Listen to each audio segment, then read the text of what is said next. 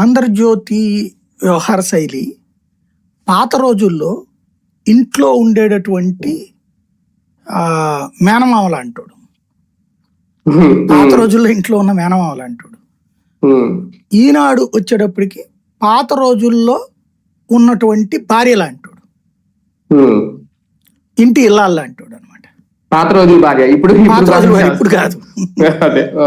ఎందుకంటే అప్పుడున్న మేనమామ ఇంట్లో మరి అంటే అక్క పుట్టిల్లు కాకుండా ఆ బావ మీద పడి బతుకుతున్నాడు కాబట్టి అది అందరూ వెటకారం చేయకుండా ఆ ఇంట్లో ఉన్నటువంటి పిల్లల మీదనే ఎప్పుడు సాడీలు చెప్తా ఉంటాడు.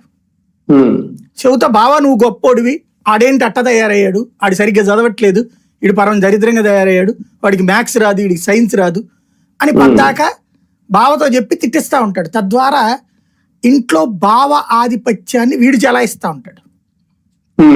పాతకాల బామ్మర్ది ఇళ్ళరేకం వెళ్ళడం వేరు, తన అక్కతో పాటు ఇంటికి వచ్చేసినటువంటి బామ్మర్ది, బావగారి ఇంటికి వచ్చి బతుకుతున్న బామ్మర్ది బావ బ్రతుకు కోరుతూ ఆ బావకి సంబంధించిన ఇంటి మీద తన పెత్తనం కోసం ఇట్లాంటి నాటకాలు ఆడుతూ ఉంటాడు.